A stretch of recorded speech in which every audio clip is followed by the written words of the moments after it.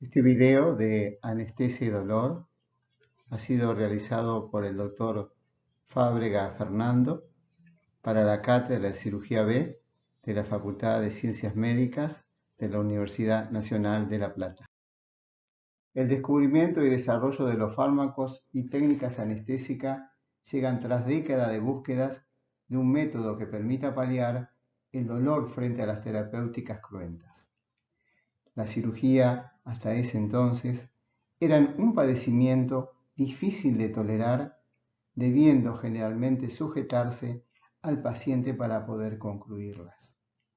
Había que extremar los esfuerzos para conseguir algo que permita realizar un procedimiento completo y controlado, algo que permita operar. La medicina, a lo largo de la historia, concebía al médico como aquel que buscaba la cura de los males sin generar un mayor daño, como reza la máxima galénica, primum non nocere. Varios paradigmas atravesaron el arte de curar, y todos ellos dejaban marginal el oficio del cirujano, que además era una práctica manual, algo mal visto en un hombre de ciencias. Es así que se los consideraba a quienes realizaban actos quirúrgicos como barberos o carniceros. En este escenario, el campo de acción del cirujano se reducía a pocas situaciones: litiasis vesicular, difícilmente renal, hernia inguinal, gangrenas y traumatismo, sobre todo de miembros. Otras lesiones eran muy raramente sometidas a prácticas quirúrgicas. Incluso el gesto más resaltado en aquellos cirujanos era la velocidad quirúrgica. Robert Liston se jactaba de realizar una amputación en menos de 30 segundos de piel a piel. El cambio comenzó a darse a mediados de 1800.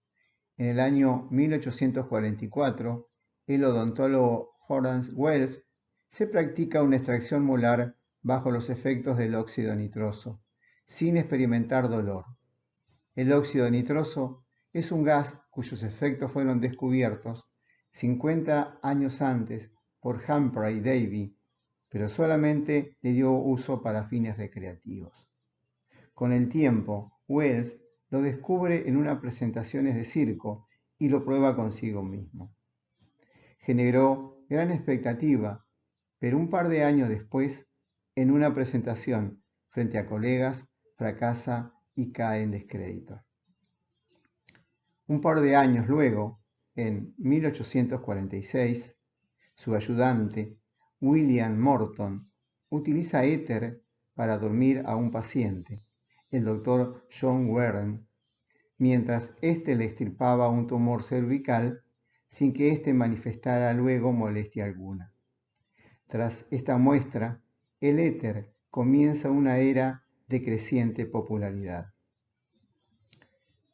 Para la misma época, en 1847, James Simpson descubre y utiliza con sus pacientes parturientas el cloroformo, logrando que ésta den a luz sin dolor. La popularidad del método y del mismo Simpson hicieron que rápidamente se propague. John Snow perfecciona su uso y lo protocoliza, lo que logra la masividad en Europa. Incluso la reina Victoria da a luz bajo el efecto del gas.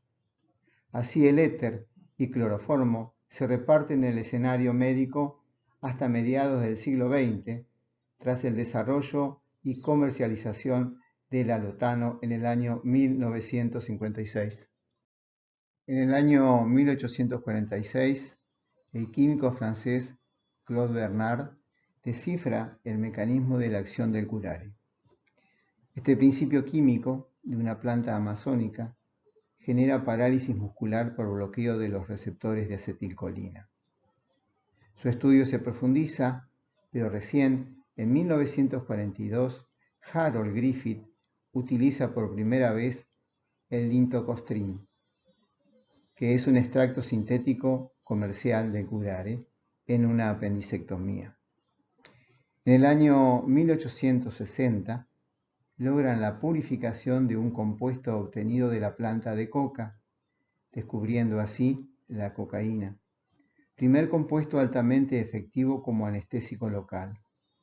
Rápidamente se popularizó, en gran parte a la ventaja que dio la jeringa, que fue descubierta por Alexander Wood 7 años antes y comercializada por Luer para la década del año 60, para su aplicación. Debido a la toxicidad presentada tras su uso sistémico, muchos cirujanos eran grandes consumidores. Para los comienzos del 1900 se la abandona. 5 años más tarde se sintetiza un análogo no tóxico, la novocaína. En 1806, Serturner, farmacéutico de Westfalia, en la antigua Alemania, purifica a partir del opio la morfina. Su uso se hizo masivo y popular prontamente hasta el día de hoy. La segunda mitad del siglo XIX, junto con las primeras décadas del siglo siguiente, hicieron una base sólida para el acalorado crecimiento de la cirugía moderna.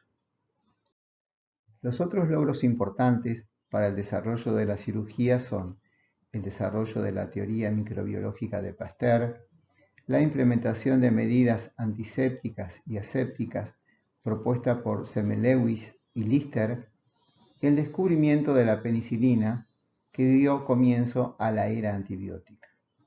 Anestesia, antisepsia y antibiótico-terapia son 3 pilares indispensables de la terapéutica quirúrgica.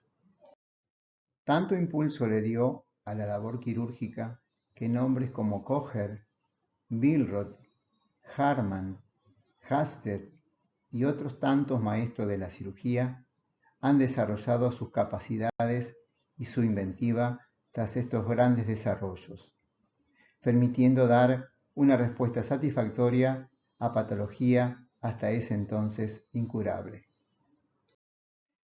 Entendiendo entonces este panorama histórico, es adecuado establecer como el gran objetivo de la anestesia el de facilitar la cirugía.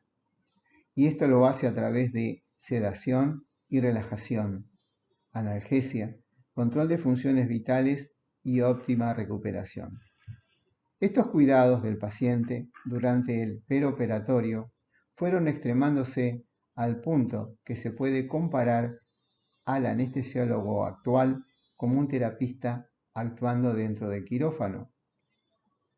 Esta gran especificidad del aprendizaje y de los procedimientos se aplica también al cuidado del dolor. Hoy en día, la asociación que nuclea a los anestesiólogos grafica en su nombre lo abarcativo de su profesión.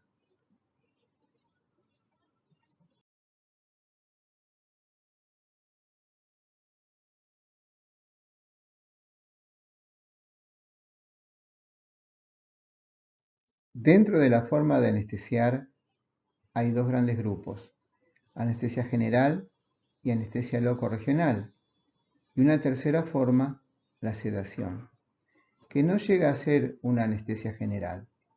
De estas, la sedación y la anestesia local son formas de gran importancia por la transversalidad de su manejo. Es necesario para cualquier médico tener conocimientos básicos para poder resolver temas que son del día a día en cualquier guardia médica de nuestro país.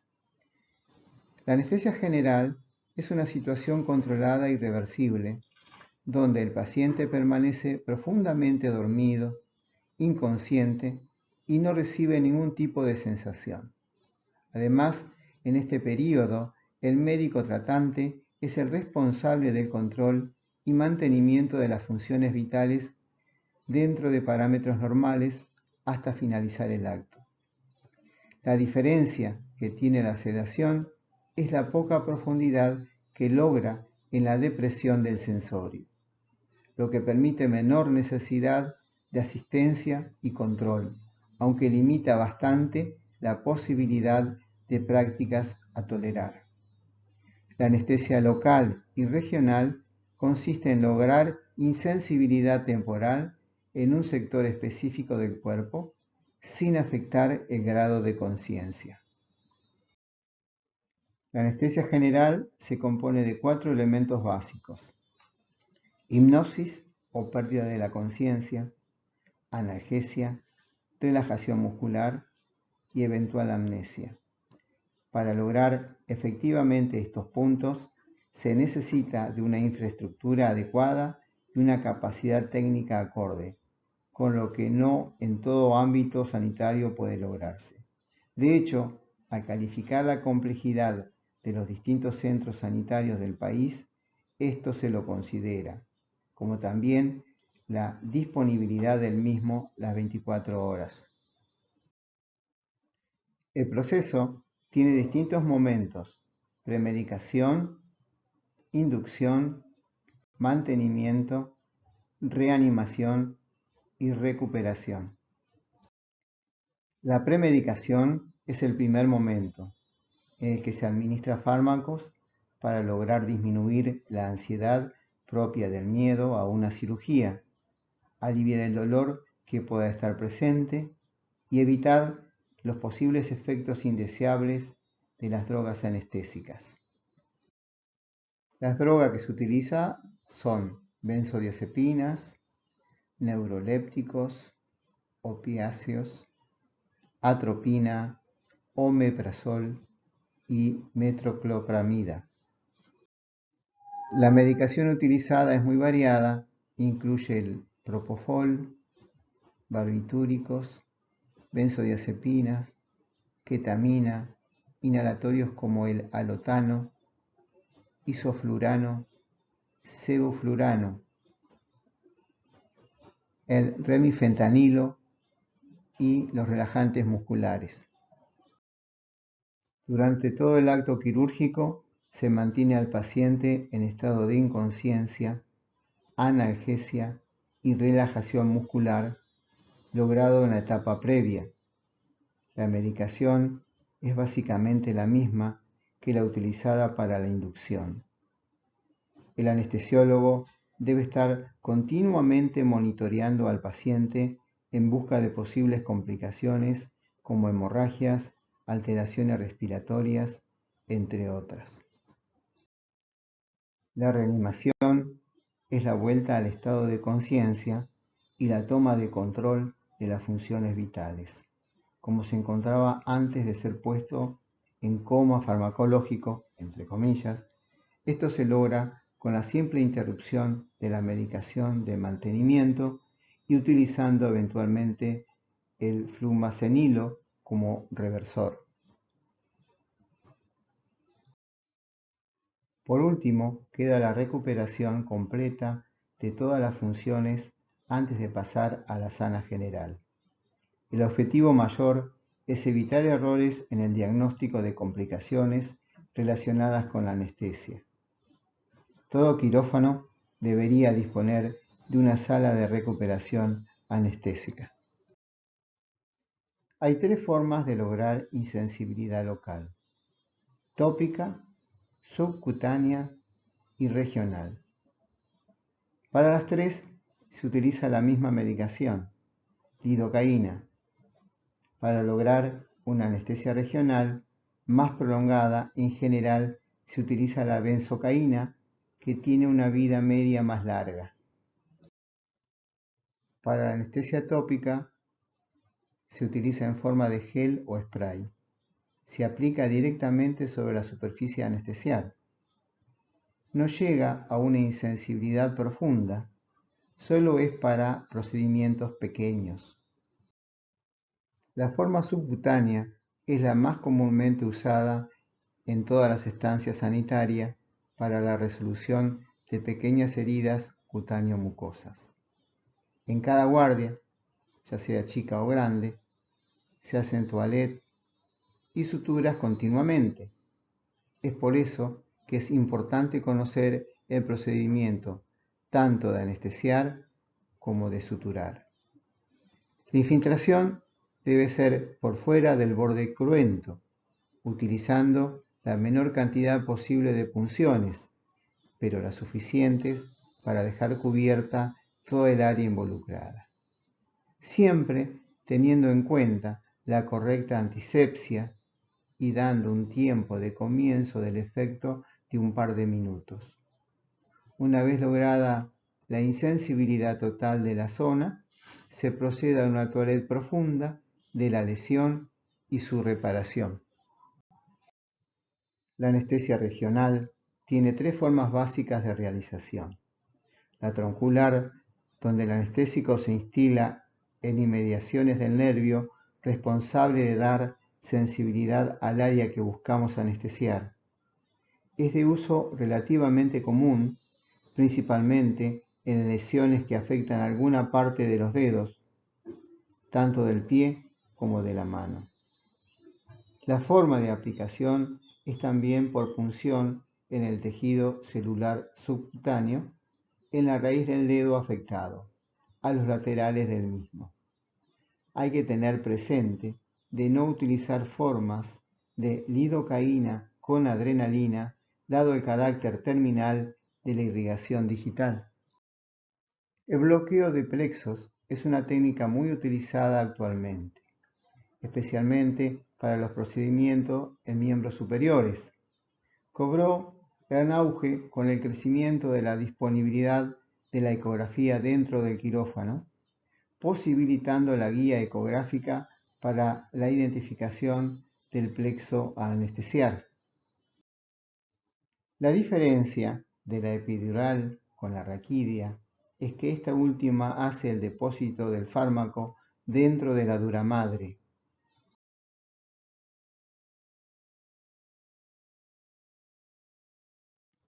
Esto último genera las posibles complicaciones del procedimiento por pérdida de líquido cefalorraquídeo, dando hipotensión, náuseas, vómitos, retención urinaria, cefalea e infección.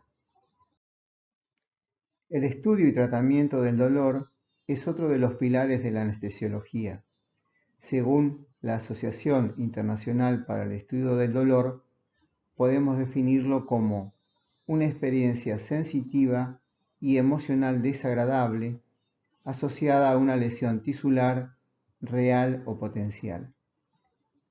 En este sentido, tenemos que, para percibir algo, precisamos un receptor, es decir, un nociceptor, que identifique la lesión y que despierte el impulso doloroso, un canal transmisor, las vías nerviosas, y un centro procesador del estímulo e identificador de la sensación específica, el sistema nervioso central.